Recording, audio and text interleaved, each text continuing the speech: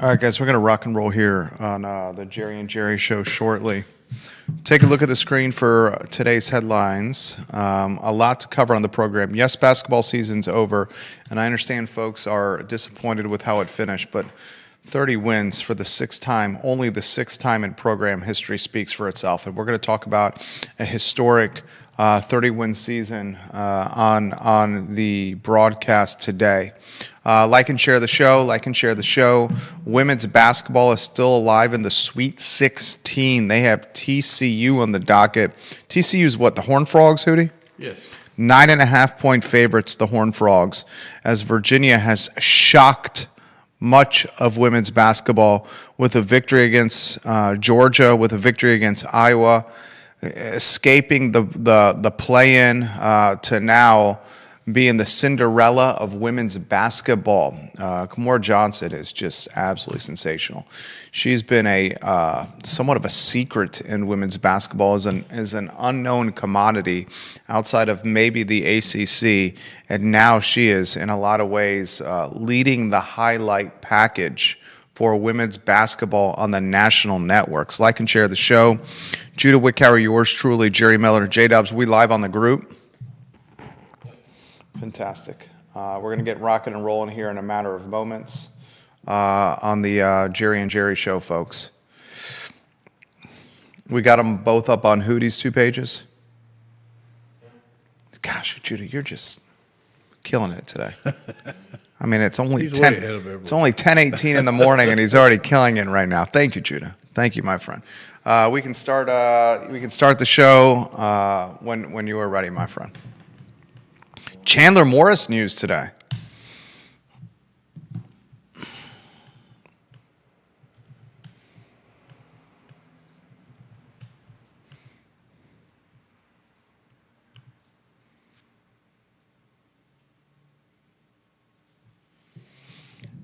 Good Tuesday morning, guys. My name is Jerry Miller, and thank you kindly for joining us on the Jerry and Jerry Show. An absolute pleasure to connect with you guys through the I Love CVille network on a show that spotlights and showcases a Virginia Sports Hall of Famer, Jerry Hootie Ratcliffe, the namesake of JerryRatcliffe.com. It's the best platform possible, JerryRatcliffe.com, for anything and everything UVA sports related. $8 a month, a subscriber wall called Cavalier Exclusive. That is 2 to 3 pieces of content today that you can find nowhere else. The $8 a month, the best money you will spend if you're a Virginia sports fan. Right now on JerryRatcliffe.com, there's content about DeRitter, about Sam Lewis, about Grunlow, and their potential return to the University of Virginia as Ryan Odom prepares for year 2. We're going to talk about his inaugural campaign today on the program, a historic 30-win season. Yes, it ended bitter in bittersweet fashion, a loss to Tennessee, but still a lot to celebrate, and a core nucleus set to return next year.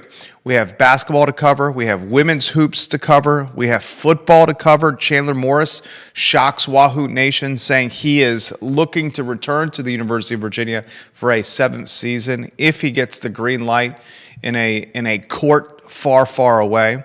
A lot to cover on the show. We'll give props to Judah Wickower behind the camera. Judah, without further ado, if you can go to the 2-shot and welcome a known commodity in Wahoo Nation, Jerry Hootie Ratcliffe, my friend. Good Tuesday morning to you.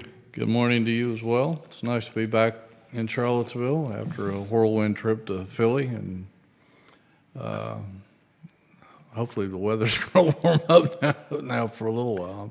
Why don't we start there? Give the viewers and listeners what it's like to be an award-winning sports columnist and sports writer covering the NCAA tournament in the city of brotherly love. Just give us the itinerary.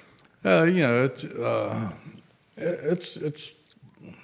I don't even know how to describe it. You have your routines that you go through, but part of it is fun, just getting back together with some of the media you've known, and some basketball people that you've gotten to know over the years. And one of my great joys from that trip was sitting down for the pregame media meal in the arena up there with Dick Weiss, better known as Hoops to everybody in the nation who knows college basketball.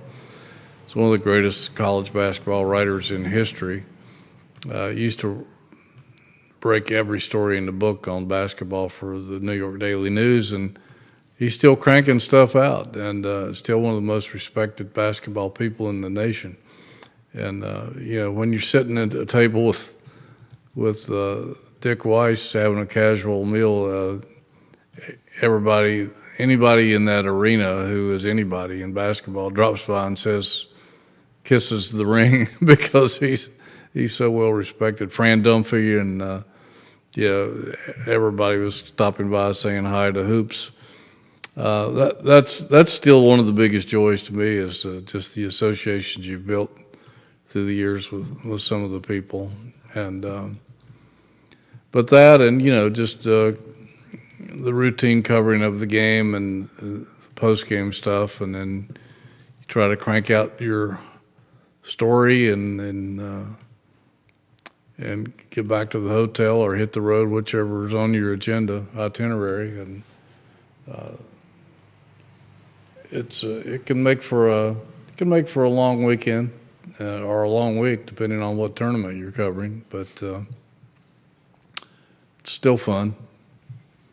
That's the main thing. A tough loss, and we loved his content, guys. Yeah, it was a tough loss. JerryRatcliffe.com had fantastic content on the loss to Tennessee. Where do you want to begin with that one? It's good seeing Rick Barnes again too.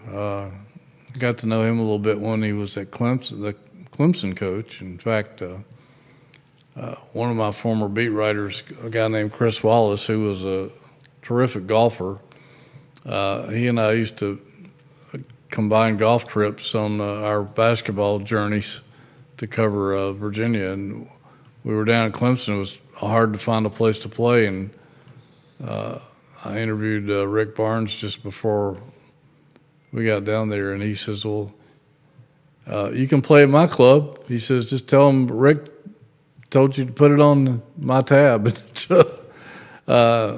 But I've known him ever since then, and he's just a really good guy, a good man. I still admire what he did for Dick Vitale when Dick was going through his battle with cancer.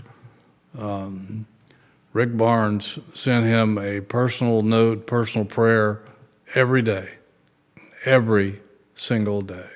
And you don't find that kind of devotion Anywhere today. Yeah. It's not much anyway. But he's a good man. He is 71, 72 years old, Rick Barnes. Yeah. He's got the energy of a 42-year-old. Grew up in Hickory, North Carolina. He was fiery on the sidelines. Is got a true contender in Tennessee. That Kevin Durant-esque freshman. Nate Ament. Oh my God, that guy's from the state of Virginia. Right. From the state, one of the most highly touted recruits in the country, a McDonald's All-American. The comparisons to Kevin Durant, either fair or unfair, that guy was ridiculous. And he's been playing hurt. He's busted ankle. Yeah, and a sprained knee too, Yeah. I think. And he still was the best player on the floor. Yeah. He was could handle, he could shoot, he could drive, he could post, he could finish, he can rebound, and he's probably 30 pounds underweight. I can't even imagine what's going to happen when he puts on 30 pounds of muscle. In Tennessee, I thought they were underseeded to begin with. 100%. After seeing them in person, there's no doubt that they should have been a 3 seed or whatever. They're really good, and I wouldn't be surprised to see them win that region, to tell you the truth. The loss to Virginia, the loss to Tennessee, Virginia's loss to Tennessee was kind of indicative with how UVA finished much of the season. UVA, to close the campaign, did not put its best basketball together for a lot of contests, but still figured out ways to squeak out victories because of resilience, because of depth, because of coaching.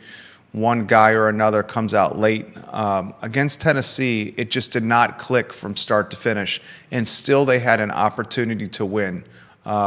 This is a game that had a missed layup by Jakari, a missed wide open baseline coffin corner 3 from Jakari.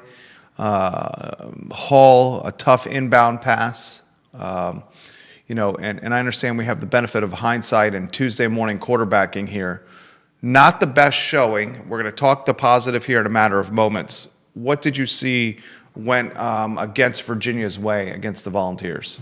Yeah, well, again, part of all that was due to Tennessee's length, I think, and athleticism, and that's been I don't know if Achilles' heel is proper terminology on this or not, but that's the one thing that has been the bugaboo, I guess, for Virginia, is if they run into a team with great length and athleticism. They did that against Texas, but the Texas we're seeing now is not the Texas that Virginia faced in December. Not saying that Virginia still wouldn't win, but it's a different Texas team now, and Duke to some degree. And they take things away from you. They take some of your strengths away. They get out on the three-point line, and they don't give you easy shots, and they make it tough inside on your big players. And Ugo and Grunlow weren't nearly as effective in the middle against the Vols as they had been. And DeRitter, I was glad to see him. He had an incredibly strong second half. It was almost like he was trying to will Virginia to win. And I thought that's exactly what he was doing. yeah, and he didn't leave anything on the court. He put himself out there, and they almost pulled it off. And it would have been a great win. Certainly no shame in losing that game because they gave it a good effort. Their defense wasn't quite as good as Odom would hoped it would be. It was a pretty physical game, and we thought it would be. Both teams play very physically, and I think Ryan got upset. I think the officials, some of the calls were not made, and I think it got under his skin a little bit. But it was a valiant effort, and Virginia has nothing to hang their heads over. It's been a spectacular season. Only the sixth time in Virginia history that they've won 30 games, and 4 of those were by Tony Bennett, 1 by Terry Holland and Ralph Sampson, and this year, and that's history. That's history right there. I mean, folks, we Virginia basketball finished with 30 wins in Ryan Odom's first year, with a completely new team, with a team that had no experience playing together in a coach's first year, ladies and gentlemen. And this is coming off the heels of an 11-win football season. Yeah. The most win in football program history in a single season. Yeah. I mean, this has been, we should pinch ourselves. If you're a Wahoo fan, you got to be glorious. Yeah.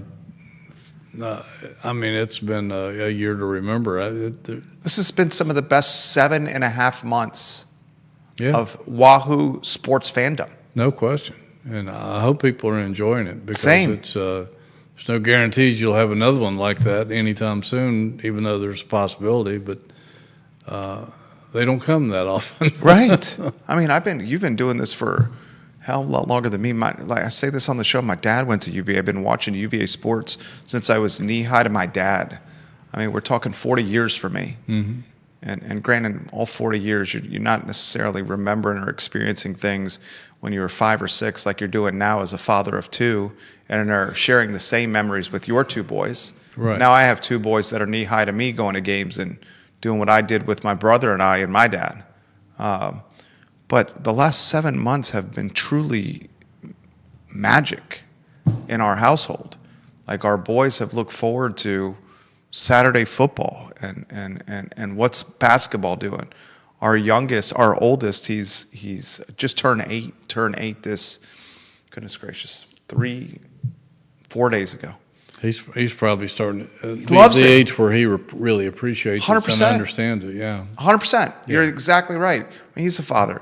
Stayed up with us and watched the Virginia-Tennessee game. Mm-hmm. Sitting on the lazy boy together, both of us on one chair, cheering the game. And James Watson, we're going to get to James Watson's comments here in a matter of moments. The Dallin Hall, did it touch his finger or not? And we have that story at jerryratcliffe.com. Yeah. We'll talk about it here, but jerryratcliffe.com, the first to talk about this.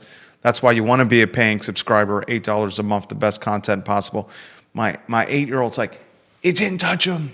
It didn't touch him. It didn't look like it. It didn't look like it touched him at all. You want to talk about that? Yeah, I mean, it was. I think the officials slowed it down, and got it to the most. And I don't know where they might have gone to another studio to. They can break those things down into milliseconds on their screen in the truck or something, but. I think the officials did everything they could to make sure they got that call right. And even though to most of us it didn't look like he touched it, he actually did. It grazed his finger or fingers. And being the Captain America that he is, the honest guy, and believing in the honor code and all this stuff, he said after the game that it did touch his finger. So the officials did get the call right. And it's a tough break because you don't know what might have happened had it gone the other way. It speaks to Hall's integrity. After the game, he said, it did touch me. And Gene Steratore, the CBS, how would you characterize it? Lead whistle for CBS broadcasts. Mm-hmm. Let's call him that. Main review guy. The main review guy. Replay guy. He made the point, he goes, the call on the floor was that it was Tennessee's ball. And there's not indisputable evidence. Yeah, that's the key thing. To overturn the call. Right. And the fan in me said, that didn't touch Hall. But it was such a bang-bang close play that then the analytical side of me said, damn it, he's right. Yeah. It's not clear. And James Watson's watching the program. He bleeds orange and blue. He's got kids that watch him with him, watch UVA sports with him. Said seemed like that out of bounds call on Hall was a bit of a momentum killer. Didn't seem like a good call. The ball never changed its trajectory. That's what I thought. That's what everyone thought, James. Yeah. And it may not, depending on, how the velocity of the ball and how much. It might have just grazed his fingertips, but Hall confirmed it did. Yeah, but the fact that it did, and the velocity of the ball, it might not have changed trajectory unless you got a real solid touch to it. It might have just grazed it did just graze his fingers, but it may have been a graze as opposed to a real contact kind of thing, where it wouldn't change the trajectory, He's got commentary on this on jerryratcliffe.com, where we encourage you to be a paying subscriber. In fact, just 2 minutes ago, a new paying subscriber to jerryratcliffe.com. Thank you. Greg Menke is now following Jerry Ratcliffe's content. Appreciate it, Greg. Yeah, literally 2 minutes ago. James also says, do we think Ryan Odom has the expertise? He says Virginia expertise on finding talent since he's been. He wants to. I'm going to try to interpret his comment here. He's saying, does Ryan Odom have the expertise to continue finding this talent and building this program and moving it forward? Oh, without a doubt. He's won everywhere he's been. UMBC, Utah State, VCU, all of those schools, by the way, were in the NCAA tournament this year, all of his former schools. He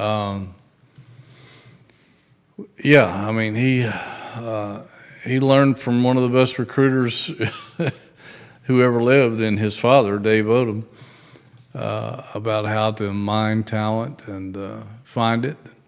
And plus he has the great connections overseas to find talent from there.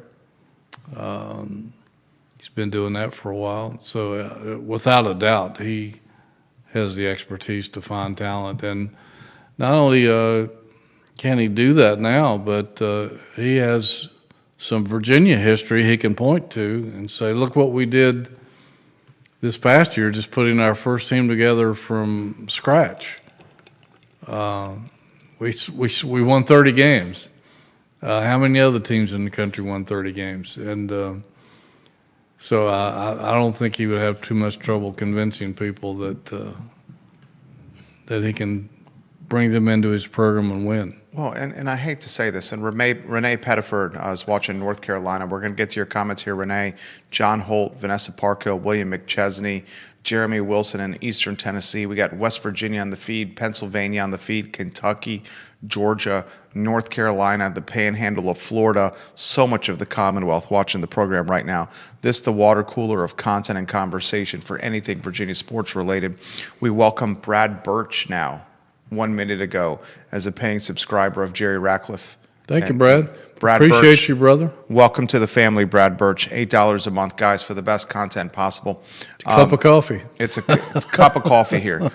Jeremy Ronica, Jeremy who, we're going to get to your comments about DeRitter and Grunlow and whether they're coming back. He actually has that breaking news on jerryratcliffe.com, Hootie does, specifically about DeRitter and Grunlow. We'll talk about it on the show here.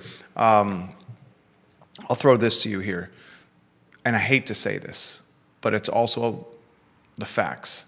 Virginia's alumni base and the wealth in this alumni, how wealthy this alumni base is, it's no coincidence, folks, that Virginia football posted the most wins in program history, followed by a basketball team that logged 30 victories with how wealthy this alumni is. There's a clear correlation with funding NIL and the wealth with this alumni base and Virginia's success.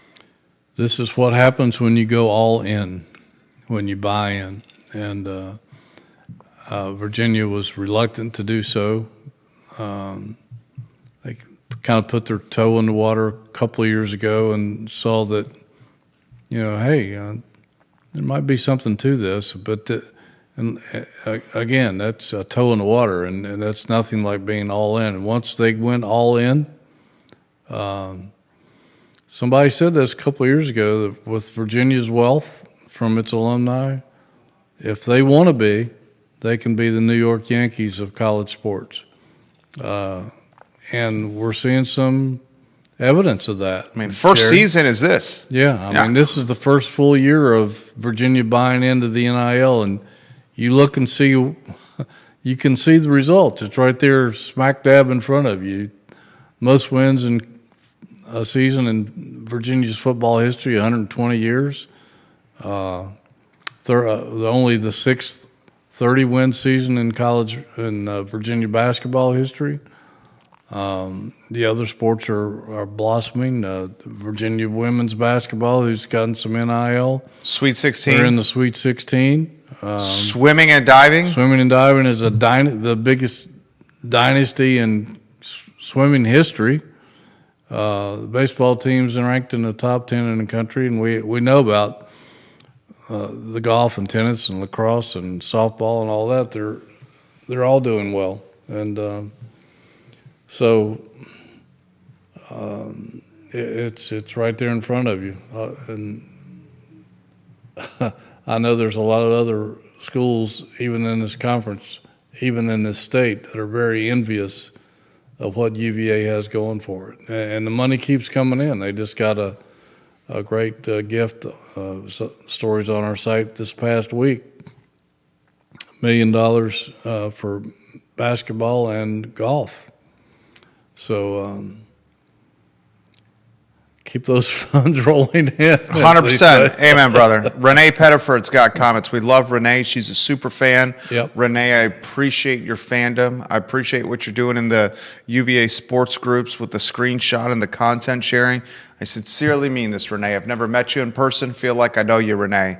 I respect your fandom tremendously. I admire it. Absolutely. She says in the comments section that I saw Malik Thomas, and J-Dubs, check out the feed there.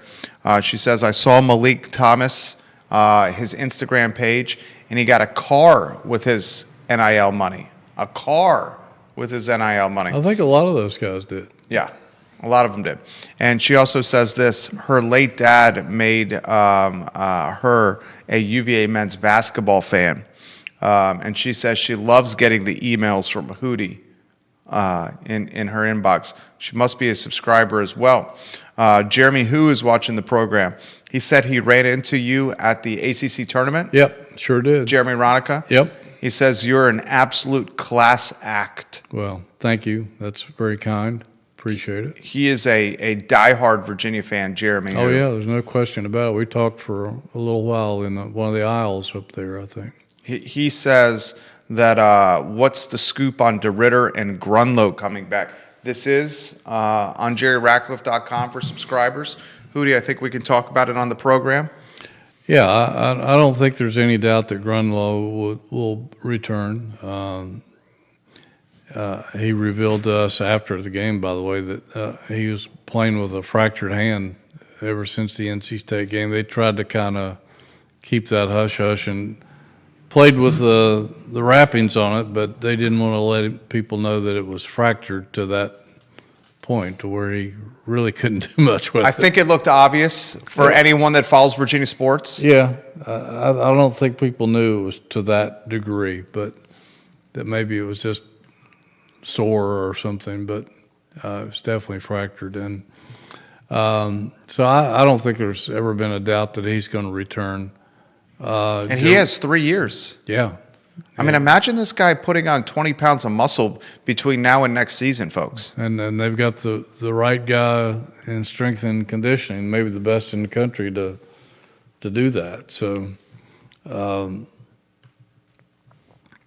then as far as DeRitter goes, he was really emotional after that game, and a lot of emotions streaming through him. He really wanted to win, and he was really attached to this team. He said it was a lot like one of the teams he played for overseas, and so he said he was definitely open to returning. And I assumed that he said he wanted to sit down and talk now that the season's over. So I imagine that they'll be doing some negotiating with NIL. I thought that's what DeRitter said. DeRitter, of any guy on this roster, is the most seasoned on the court and off the court. And by off the court is this guy's a professional basketball player. He is. And DeRitter was caught up in the emotion, used terminology like family, and how it was clear how emotionally attached he was, as you said, to the program. He's also a professional basketball player. And his word choice, I don't want to use the word coy, but it was certainly selective. Right. And it alluded to me, you're the professional here, but what I gathered from that is, hey, look, I just made first team all conference. I'm the best guy on this team here. Pay me. It's time to pay me. This is what I do for a living. And he deserves the money. He does. He does. Yeah. Is that what you took out of it? He's first team all ACC. Right. And a lot of people didn't think that would happen under the way, even though Virginia was number 2 in the conference, some people didn't think that he would justly be voted on the first team. I was hoping that he would because I thought he deserved it. It's time to pay him, and that's today's expectations, and he's worth the money. He's worth the money. I mean, if you look at that, and Sam Lewis has already said he is coming back.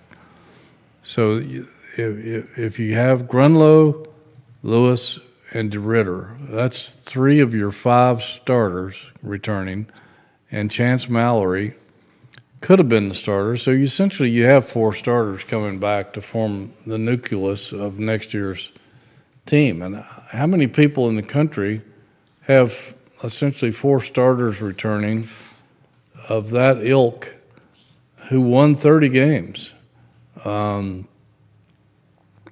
And you can enhance your roster through the portal, obviously. So if I'm a Virginia fan, I got to be really fired up right now about the chances of Virginia basketball just on a roll. Silas Barksdale came out and said that redshirting was the best thing he ever did, that he's bigger and stronger and more ready for college basketball now. He's a 6'9" guy who's physical and has 4 years ahead of him. You got a couple other guys on the roster who are expected to return. Maybe not. You never know. But I mean, what a nucleus to build on for next year, and the portal will be opening up in a couple of weeks, day after I think the national championship game. So I'm sure they're already beating the bushes, seeing who's intending in going into the portal. Those announcements are already coming out on Twitter that all these guys have announced they're going to be in the portal. So The portal's a season by itself. it is. It truly is. It's a season, folks, and he's covering this basketball team, the football team, anything UVA sports related better and more than anyone else at jerryratcliffe.com. We'll welcome Wells Bates as a paying subscriber of jerryratcliffe.com. Thank you, Wells. Appreciate you, brother. Yep, absolutely. Wells Bates, Brad Birch, and Greg Menke have joined the family over at jerryratcliffe.com since the show has started. Thank you. $8 a month, the best content possible. I'm thinking of DeRitter as it applies to and his upside and his value. And it's not an apples to apples comparison because Yaxel Lenenberg of Michigan is a better player. He's a point forward. He's a lottery pick. He said going into this NCAA tournament, Yaxel Lenenberg, that Kentucky offered him $7 to $9 million Right. to transfer to be a Wildcat to play for Coach Pope. $7 to $9 million, according to Michigan's point forward, Yaxel Lenenberg. Now, he's got more upside. He's a superstar. I'm not knocking DeRitter, but Yaxel Lenenberg is one of the best players in college basketball. Yeah. His value He is, no question. Yeah, $7 to $9 million to go from UAB to Kentucky. He selected Michigan and ended up paying basketball as a Wolverine. From my standpoint, DeRitter's the best player on the roster. My standpoint, DeRitter's going to be one of the best returning players in the Atlantic Coast Conference. Without a doubt. First team All-ACC. I can't even imagine what DeRitter's going to be like in college basketball as what, a 24-year-old. He could be the MVP next year. He could be the conference player of the year and probably maybe will be the preseason player of the year. Yeah. Probably should be. Probably should be because Boozer's gone. Yeah. He's going to be a top 4 pick. Value of DeRitter for this team, monetary, off court, on court, and maybe most importantly, how Odom can use a DeRitter to attract other talent from the portal to Charlottesville. Yeah, I mean, who wouldn't want to play with DeRitter? He's a beast, and when he gets into beast mode, there's just no stopping him. I mean, we saw what happened in the second half. He got the ball and he wanted to score on a drive. He was going to find a way to score on a drive, and he could do so many things. And I know he has his detractors, and some people don't like his overall game, but I think he's. What's the detraction on DeRitter? What, the athleticism? Yeah. That he's not a great leaper? Yeah, and he doesn't play great defense, blah, blah, blah. But I think he's fantastic. Yeah. I don't know what couldn't ask much more out of a player than what he gave this team this year. 100%. And he's only going to get better.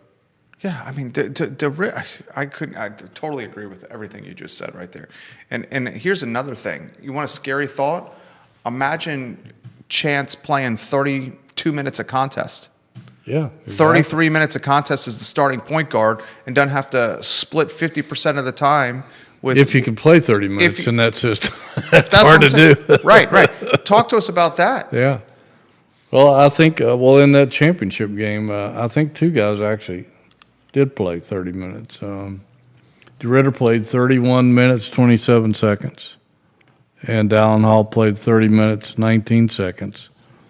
And Jakari actually played almost 28 minutes. Because Chance on the 22, 21 minutes. Chance played 25 minutes. Yeah.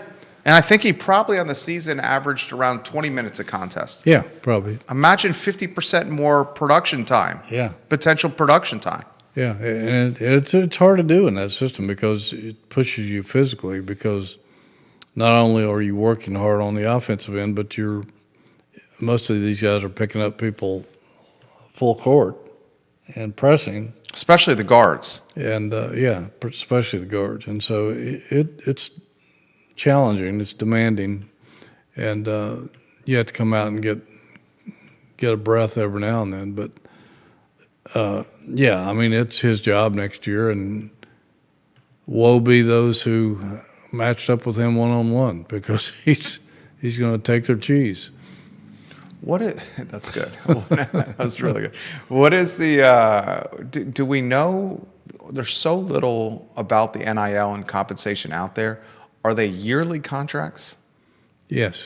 So I think there's some exceptions. I think the Duke guy, for instance, the quarterback, I think he signed a 2-year deal for $8 million and then broke the deal. And then they tried to sue him. Yeah, but I think there are some of those. I think most of them are 1-year deals. So a guy like Chance deserves to get paid. DeRitter certainly deserves to get paid. I'm sure Chance is getting paid. Yeah, absolutely, Chance is getting paid. Grunlow should get paid. Mm-hmm. I mean, Sam Lewis was at times the best player on the floor. Yes. This 4 core guys back, plus Silas coming off a red shirt, I would not be surprised if Elijah Gertrude enters the transfer portal. Let's see. He will have potentially more minutes he can earn now that the backcourt is unclogged with Thomas and Jakari White gone. Right, and Hall. Who was the biggest loss of Jakari, Hugo, Thomas, and Hall? I think Hugo, just because of the presence he had in the middle. And even though he didn't start, he probably had more court time than Grunlow did. And because of the variety of things he brings to the table, he didn't come here as a scorer, but he left here as a guy who can get you points in the paint and even occasional 3. He ended up with the second highest single season block shot total in UVA history. Prior to his arrival, the top 4 slots were all held by Ralph Sampson. 4 years, 4 incredible years of block shots. Hugo slid up to the number 2, the second most in one season in UVA history, going past 3 of Ralph's efforts, which says a lot, because we haven't seen anybody like that around these parts in 30, 40 years or something. So yeah, I think he's a big loss, and plus he was a great locker room guy, and I don't know how much of a vocal leader he was, because they had plenty of leaders on the team, but I'm sure just his court presence and is a way to affect shots that he didn't block leaves a big hole in the middle. Even though Grunlow is returning, he's a different kind of center. But they're going to miss all those guys because they all had brought various things to the table. And Jakari, when he got hot, almost everybody expected every time he released the ball for it to go in, kind of like when Kyle Guy was here. He put one up, and you pretty much thought it was going in. This is dating me a little bit, but Jakari White reminded me of Vinny the Microwave Johnson with the bad boy Detroit Pistons. That's a good point. Where he would come off the bench, and when he started making a couple, next thing you know, Vinny Johnson could make 6, 7, 8 threes and change the game and be the best player on the floor. Yeah. They get on a heater. Yeah. You can't Basket of the stop hoop's huge. Yeah. For those guys. Absolutely. We'll welcome. And Sam Lewis is the same way. We'll welcome JM040171 at hotmail.com as a paying subscriber now. Oh, awesome. Of JerryRatcliffe.com. Thank you, JM. Whatever your real name is. We appreciate you. Yeah, absolutely. He just joined the family. $8 a month for the best Virginia sports content possible that is literally not available anywhere else.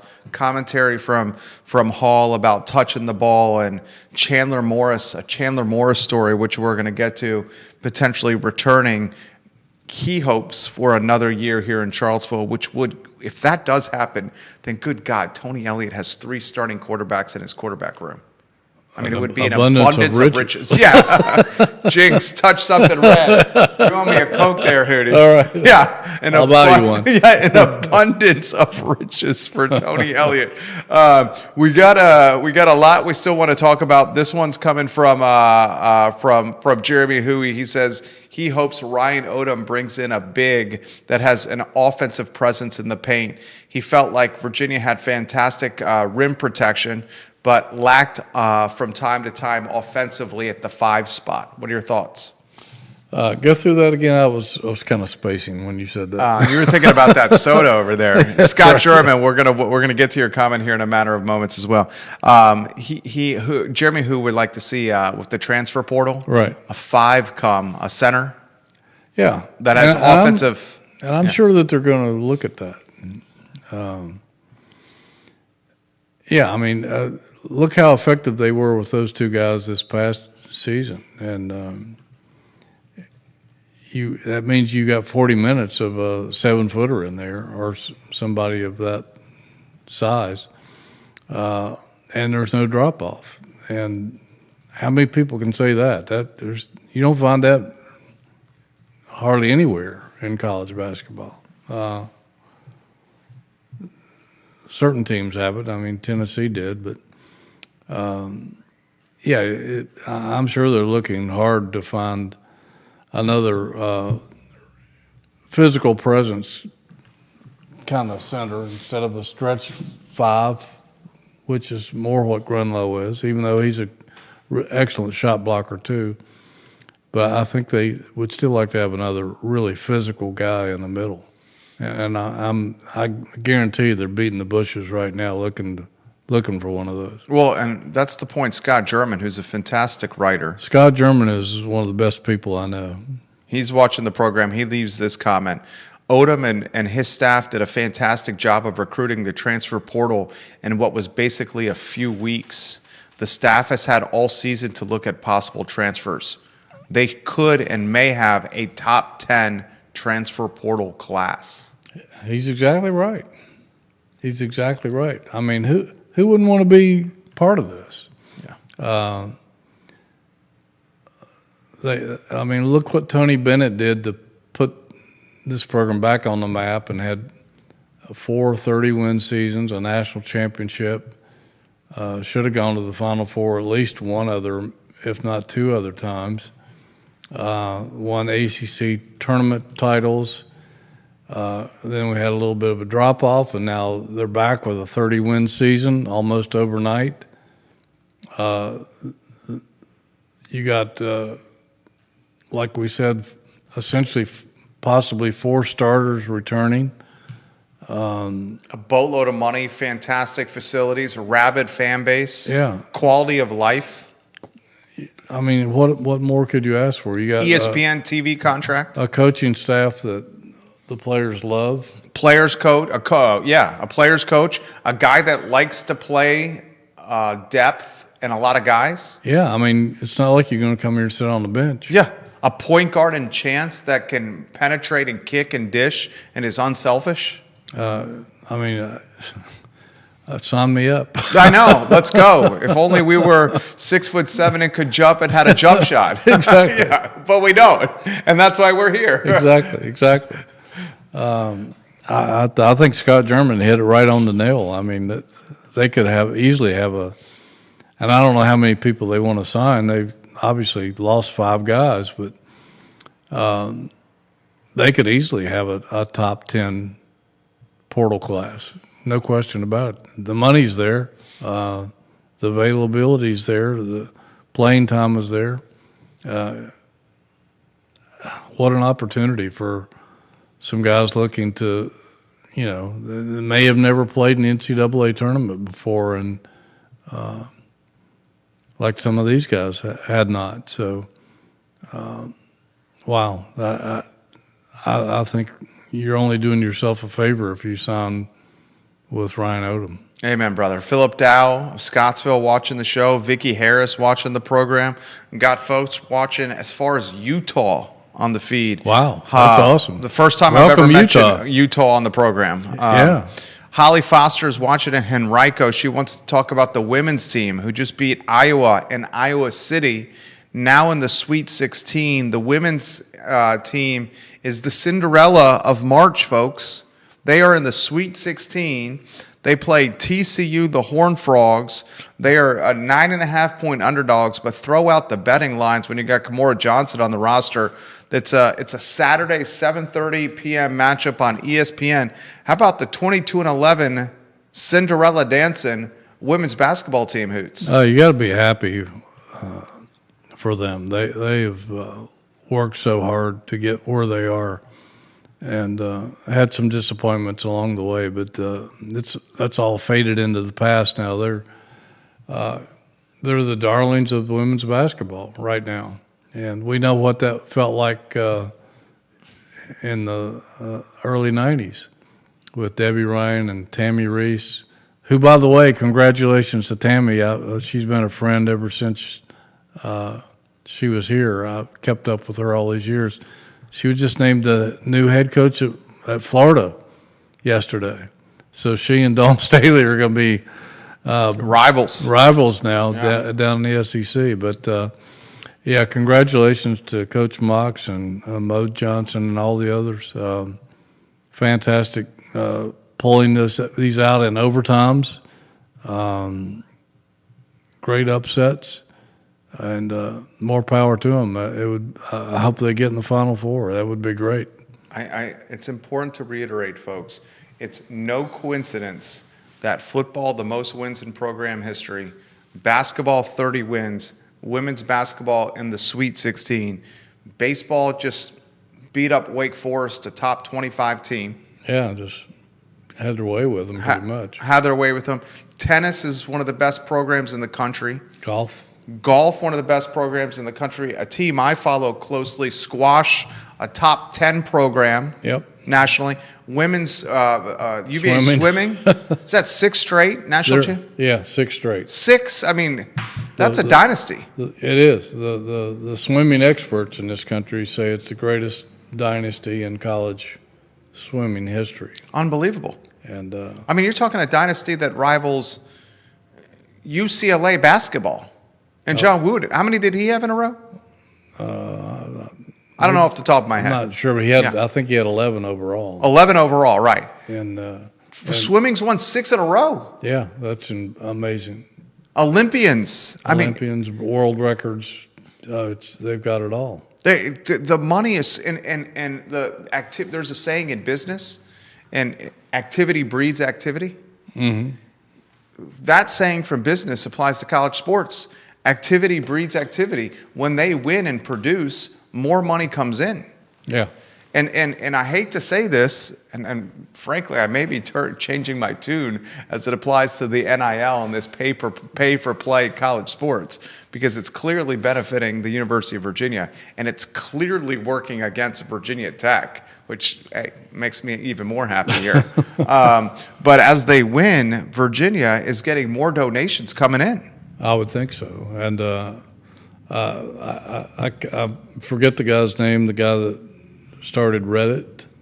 Alexis Ohanian, Judah? I think that's it, yeah. Yeah. Serena Williams' husband, right? Yep. He's a UVA grad, and he's heavily donated to the women's basketball program. So hats off to him. And started Reddit at a booth at the Waffle House. Really? In Charlottesville. Wow. That's awesome. There's a plaque, a small one, at the booth that he sat at with his co-founder in Charlottesville while launching Reddit. Is that the one on 29 or the other one? The one on 29. Yeah. Unfortunately, the one down 5th Street Extended that one's gone. Is the Tobacco Hut now. Oh, okay. Yeah. So that's the one that I go to. That's the one that you know. Well, I'll have to look for that plaque. In there. Yeah. Launched Reddit out of that booth. Isn't that 29. Amazing? Yeah. Amazing. Wow. And he's got 2 daughters and prides himself in supporting women's sports as a father of 2 student athletes, young daughters, and of course, a better half, Serena Williams, arguably the greatest women's tennis player in history. Yeah. I mean, it's question. incredible. Yeah. I mean, the Jeffrey Woodruff, the data science guy, the top donor in UVA history across the board, literally number one, funded the data science school. He funded the Boar's Head, supporting the squash program. Mm-hmm.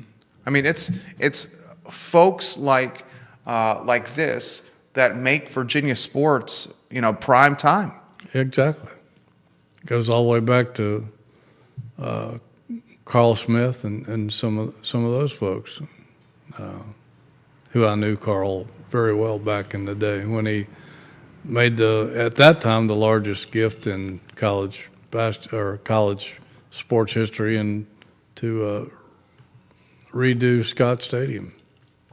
Jennifer Nunley Hucks watching the program, and don't forget about softball at 27-3. Well, oh yeah, sorry about that. There's so many sports it's hard to remember them all. 27-3. The track and field team's doing well too. Right. Yeah. I mean, the tennis team has got legitimate tennis pros playing for free at the Boar's Head. Like, we're talking professional tennis players. Yeah. That you guys can go and watch for free, play tennis and doubles, and interact with them. Yeah. It's wild. It is. What's happening here. And speaking of talents, Jerry Ratcliffe subscribers got this today, the first to get it. Chandler Morris news. Chandler Morris, who we all know, filed a lawsuit last month. Months are running by here, but to gain a 7th year of eligibility that he felt like he got cheated out of at TCU when the year he won the starting job. I think it was 22. Hurt his knee in the first game, sat out almost the entire season. Coaches, I think, inappropriately threw him in for mop-up duty at the end of the season and burned a year of eligibility for him, which they should not have done. And he's fighting to get that year back. And he has come out and said that this is wild here. Yeah, yeah. And his father, Chad, confirmed it, that if he wins his court case, and I think there's a good chance he will. Because there's a precedent on this. There is a precedent. Yeah. And that he plans on coming back to Virginia. And if he does, like we said a minute ago, Tony Elliott's got to be one of the happiest guys on the Eastern Seaboard, because he's got 3 starting quarterbacks. Eli Holstein, Pittsburgh Panthers, Bo Pribula, Mizzou, and Chandler Morris in his coffers. And wow, I mean, that's amazing. I don't know what may happen. It's hard to keep 3 quarterbacks happy. Well, do you? I hope to God that happens. An abundance of riches. Well, I do too, because Chandler Morris is a great guy. Great kid. I got to know him a little bit throughout this season, and he's everything you want in a college quarterback or a teammate or a leader on your team. Not only is he a good quarterback, but he's just a good guy overall, and a very modest kid. He's kind of the Dallin Hall of the football team. And if he has an ego, he doesn't show it. And he's a great team leader, and he's got all the tools. And he produced 11 wins this past season. Nobody in Virginia history has done that. So I remember Bronco Mendenhall, I asked him once how he judges a quarterback. He says, I judge a quarterback on if he can win a championship or not. And he led Virginia to the ACC regular season #1 spot. And not many people have done that in Virginia history either. So having him back, Pribula, and then Holstein, that's I don't know how you could ask for more than that. That somebody may get happy feet. That's what I'm going to ask you. If that happens, what could happen with one of the three guys leaving. Is that your expectation? Under today's atmosphere, more than likely somebody will leave. And it would probably be the And they would Missouri leave, quarterback. and they would leave probably quickly. Yeah, I would think. And I think it would be the Missouri quarterback because the Pitt guy has come here probably under the impression that he's the quarterback of the future at UVA. Yeah, because he has more eligibility. Exactly. Yeah. Yeah. That would be my guess. I don't want to put words in anybody's mouth, but it would not be shocking if that happened. And Prabula seems like a really good kid too. We met him last week with some interviews, and seems very Chandler Morris-like. Actually, seems like the same kind of kid, cut from the same cloth. JerryRatcliffe.com, guys. You're going to want to subscribe to the website. It's $8 a month. It is the best $8 you will spend if you have UVA sports fandom or passion. Yeah, it's one day you're not going through the Starbucks drive-through. It's literally $8 a month, and you're getting content that no one else is covering. He had the Dallin Hall story where Hall says, "I touched the ball." I mean, talk about honor and integrity. He had the Chandler Morris that he just covered right there. You got a afternoon piece of content that's coming out. Yeah, some football news from Tony Elliott's presser yesterday. William McChesney highlights that Blake Buchanan is still alive. Iowa State. The former Virginia big man is alive and kicking for the Cyclones in the NCAA tournament. Would have been interesting to see him and Ugo matched up against each other. I would have loved. I was hoping the same. Comments continue to come in. Olivia Branch watching the program. Hey, Olivia. The Queen of Keswick. She's watching the show. We love Olivia. She gives us the heart emoji. Dale Thompson, welcome to the broadcast. Give some insight to the viewers and listeners what they can expect content-wise at JerryRatcliffe.com. Obviously, now that basketball has come to a conclusion, men's-wise, we'll be following the women on their quest out in California, Sacramento. Spring football is alive and well. I think they've had 4 or 5 practices now. Spring game is in next month, and they have 15 practices over like a month period to spread out. We'll have not daily, but almost daily reports from UVA football until spring game. Talking to players, talking to coaches, talking to the head coach. Had a good interview with a couple of the players last week that we still got to get to. It's hard to get to them during the basketball postseason, but I'm trying to think. A couple of the guys. Brandon Hillman, the defensive back from Michigan, who grew up in Portsmouth. We had a nice interview with him, having a feature on him in the coming days, and some of the other players on the roster. It won't be long before we'll be checking into the men's transfer portal in basketball. Portal opens for men's basketball. I think it's April 7th, so in a couple of weeks. Yeah. What day is the final championship? I'd have to look I think it it might be the day before. Yeah, I'm pretty sure that's right.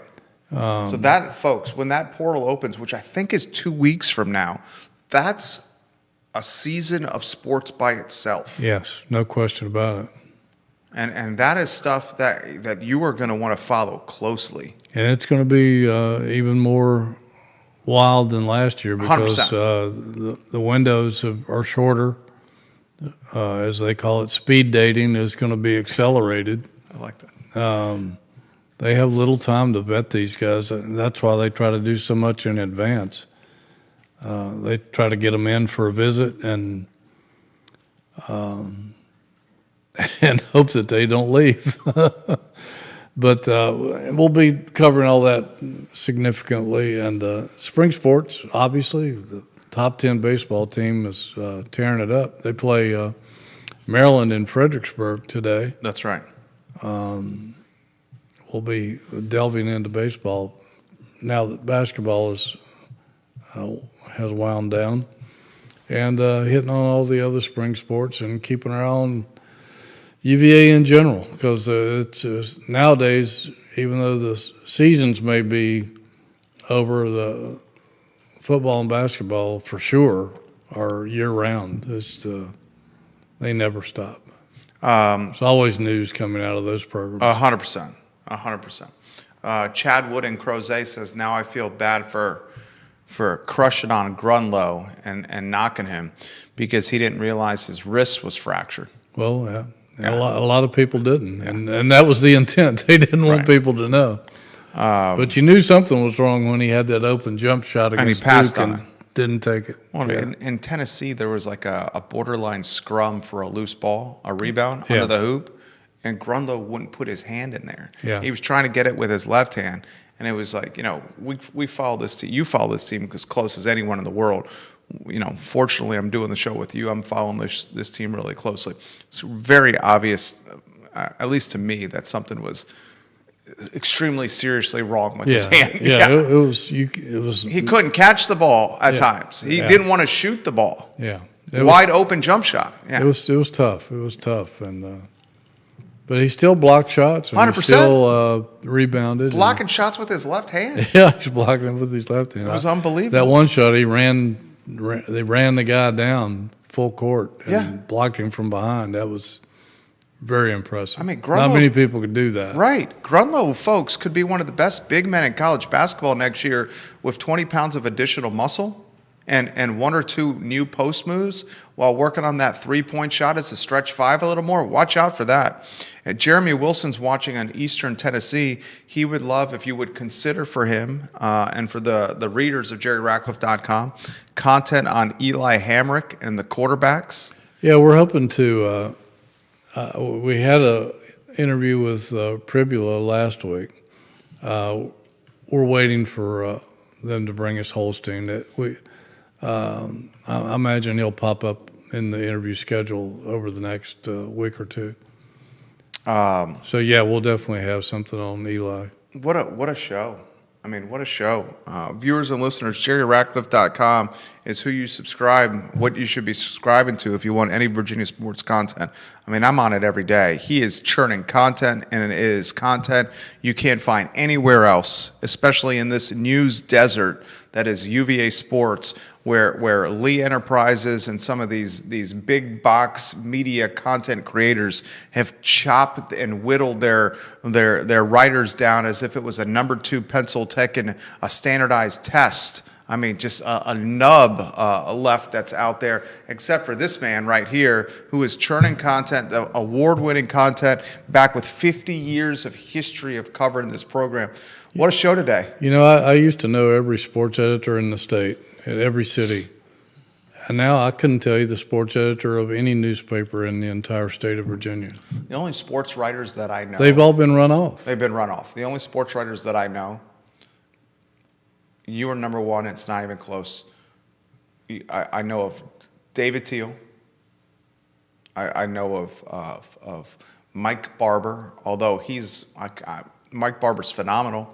I don't even think he's a sports writer anymore. He's a content creator for CVille, a news website.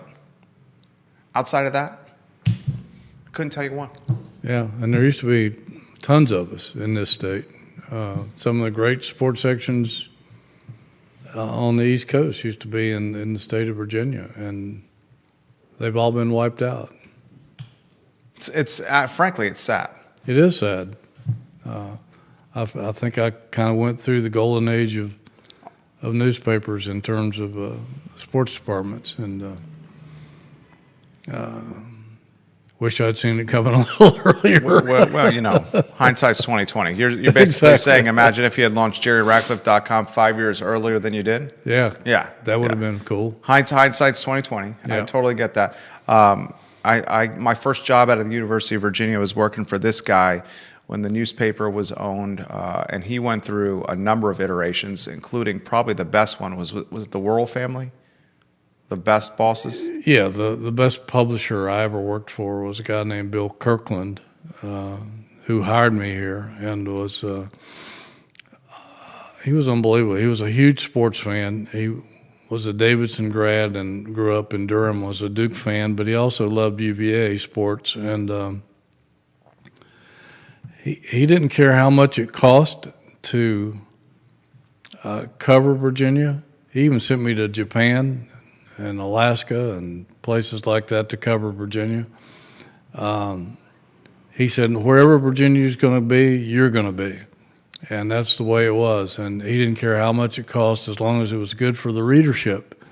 And that was something that just didn't exist much long after he left town, and or anywhere else in the state for that matter. And I remember one time he even got into a brouhaha with the editor of the Chapel Hill newspaper, publisher rather, and they made a bet that when Virginia and North Carolina played, that the masthead of the newspaper would be printed in the color of the winning. If Virginia won, the Chapel Hill masthead, the Chapel Hill News would be in Virginia orange, and if Carolina won, the Daily Progress would have been in Carolina blue. That's how much of a sports fan he was. Well, when I was working for you, I started seeing the writing on the wall. I worked for you for about 5 years when Media General was the owner. When I started, I used to go into the office supplies. It wasn't a closet, but it was kind of a filing cabinet that was large that had the pull up. Yeah. And you go in there when I started, and there would be the newspaper, the reporter notebooks that were handheld, the yellow legal pads, all the pens that you could want, 3 or 4 different types of pens, all the pads that you could want. And, you know, when I needed something, I had office supplies. Then a few years went by, and there was less and less of that in there. Then finally, when it's time for me to find something else to do professionally, there was nothing there. And that's when they were cutting down on what games I could cover, where I could drive, on mileage. And Right. then finally, the conversation was, you're going to start taking days off, and you're not going to get paid for these days off. Right. And you have no choice about these days Yeah. off. And at that point, I'm like, all right, it's time to do something else. Yeah, when I went from an 8-man staff to a 2-man staff, Yeah. almost overnight, yeah, that was a pretty big sign that things were in trouble. Things were in trouble. The classifieds were gone. Yeah. The all print advertising was gone. It was. I'll tell you what. That's to the benefit though of JerryRatcliffe.com, because if you want Virginia sports content coverage that you can't find anywhere else, it does cost money to produce it, and it's to the tune of $8 a month, which is about as affordable as you can get for 30 days of content, and content that's 2 to 3 articles, if not more, per day. And that's at JerryRatcliffe.com. Judah Wickower is behind the camera. He's a Virginia Sports Hall of Famer with 50-plus years on the beat, ladies and gentlemen. My name is Jerry Miller. The Jerry and Jerry Show, the I Love CVille show, guys, is up at 12:30. Thank you, So guys. long, everybody. Bye-bye.